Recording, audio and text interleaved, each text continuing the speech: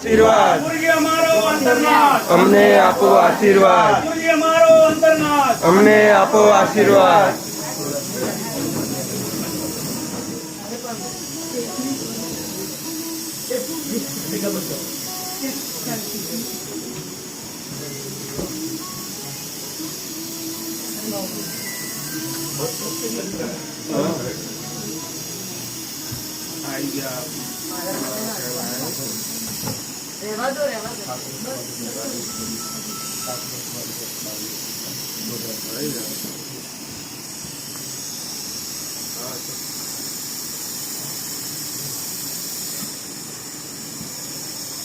મારા સાહેબ આવે છે નિકુલ રત્ન મારા સાહેબ આવે છે મમ્મી મમ્મા નિકુલ રત્ન મારા સાહેબ આવ્યા છે જો સાંભળે એમને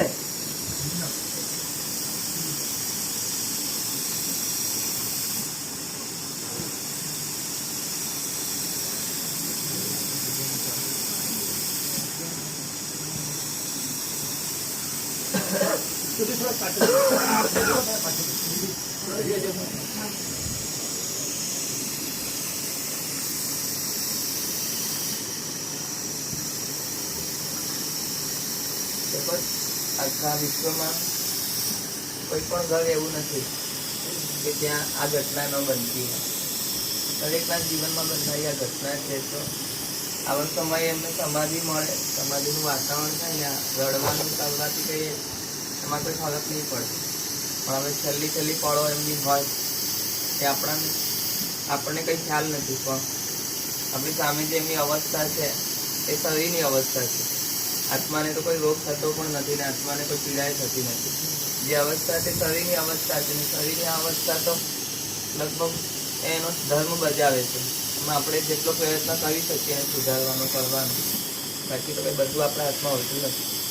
બસ એમની અંતિમ પળો ખૂબ સમાધિની રીતે અને એમની આવી અવસ્થાઓ જોઈને આપણે પણ ઘણું બધું શીખવા જેવું છે કે આપણું શરીર સ્વસ્થ છે, સારું છે, ત્યાં સુધી બીજા કોઈ પ્રયોજનોમાં ન પડીને શરીરનું કામ લેવું જોઈએ.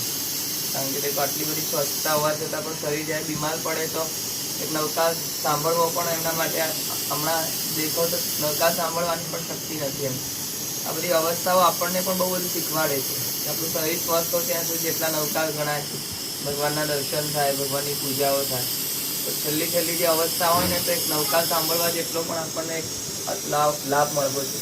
આ તેમનું પુણ્ય, એમના કરેલી કોઈ ધર્મ આરાધના છે કે આજે આટલા બધા શ્રવણ ભગવાન તો આ અવસ્થામાં એમને જોવા મળે. ઠીક એમને સૂઝબૂઝ નથી પણ આપણે શુભ પરિણામો તો છેલ્લે પણ એમના નજીક તો આવ્યા છે. એટલે બસ તમે બધા ખૂબ મનમાં નવકાર ગણીને ભાવના ભાવ કે જિંદગીભર એમને બહુ સરસ રીતે બધાને સાચવ્યા, મોટા કર્યા અને બહુ મોટો ઉપકાર એમનો આપણા ઉપર છે. તો હવે આ તો બીમારી તો કોઈના હાથની વસ્તુ છે નહીં, પણ હવે છેલ્લી પળો એમની ખૂબ સમાધિમાં વીતે અને એમનો આત્મા ખૂબ સરસ રીતે સદગતિને પામે, ફરીને પ્રભુનું શાસન મળે, સરસ મજાની ધર્મ આરાધનાઓ મળે. આપણા તરફથી કોઈ પ્રયત્ન બાકી નથી રહેતો. પણ આ તો છતાં આ અવસ્થામાં પણ આપણી સામે છે. બાકી કોરોના કાળમાં તો લગભગ બધા જુદા થઈ ગયા હતા. માતા પિતા શું હોય, દીકરા દીકરી શું હોય, ક્યારે શું થયું અને શું બન્યું હોય, છેલ્લા તો ઘણાને દર્શન પણ નથી થયા કોરોનાની અંદર. આ તો આપણું છતાં પુણ્ય છે કે આ અવસ્થામાં આપણે એમને હોસ્પિટલમાં રાખ્યા પણ ખરા, પ્રયત્ન પણ થયા. પણ હવે જ્યારે ડૉક્ટર પણ ના પાડે, કારણ કે આ અવસ્થામાં તો ડૉક્ટર આપણા માટે ભગવાન છે, એનાથી ચડિયાતું નહીં. પણ હવે ડૉક્ટર પણ જ્યારે કે હવે મારી શક્તિ નથી તો છેલ્લો અવસર હવે નવકાર જ છે આપણા માટે. શાંતિથી ખૂબ સરસ નવકારનો જાપ કરો, જેથી કરીને શુભ પરમાણુ એમના અંદર જાય, એમનો આત્મા ખૂબ સરસ રીતે સદગતિને પામે. એટલે નવકાર સંભળાવું છું પણ તમે સરસ મજાનું નૌકાનું વાતાવરણ બનાવીને રાખો. બાકી શોખ કરવા જેવી કોઈ ઘટના છે નહીં. આ તો બધાના જીવનમાં બને એ જ ઘટના છે. કોઈની ઈચ્છા હોય નહીં, પણ આ ઘટના એવી છે કે જનારને ઈચ્છા ના હોય તો પણ પોતે રોકાઈ નથી શકતો. આપણી ઈચ્છા હોય ત્યાં ન જાય તો આપણે એમને રોકી નથી શકવાનું. આ તો અખંડ ઘટના છે અને અટલ ઘટના છે, જેને ટાળી શકાય નથી. મનને ખૂબ સ્વસ્થ રાખી એની સમાધિની તમે ચિંતા કરો.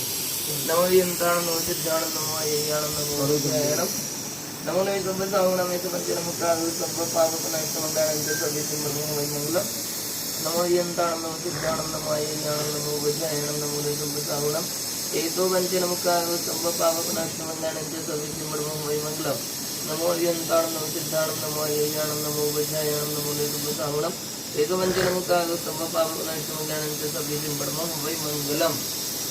કે આ જીવ વડે કોઈ પણ જાતના આખા જીવન દરમિયાન મનસ્ય કાયાથી કોઈ પણ પાપો થયા હોય ને તો એ જીવ તરફથી સગળ જીવોને મિચ્છામી દુકડાવ છે. એટલે કોઈ પણ સાથે ક્યારે પણ કોઈ પણ જાતનો અનુબંધ એમને રહે ને અને જીવનમાં થયેલી સગળી પાપ ક્રિયાઓનું મિચ્છામી દુકડાવ અને સકળ જેટલા પણ સંબંધો છે સગળા સંબંધોને એ જીવ છોડી રહ્યો છે, જેથી કરીને કોઈ બંધનો એમના જીવનમાં રહે ને અને ફરી ફરીને પ્રભુ શાસન પામીને મોક્ષ તરફ આ જીવ આગળ વધે.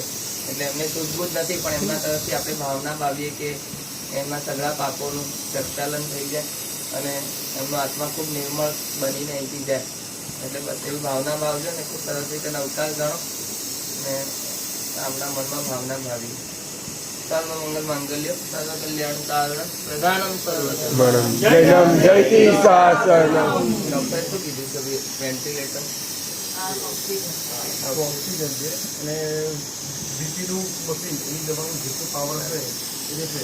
બીજા દવા ખતમ થશે કલાક 2 કલાક કે 3 કલાક પછી આપણને ખ્યાલ કેવી ચાલશે આના કારણે આ મોઢેથી શ્વાસ લે મોઢેથી આગળ શ્વાસ લીધો મોઢેથી એ બંધ થઈ જશે. મોઢેથી શ્વાસ લેવાનો એટલે એને જરીક ફરક છે.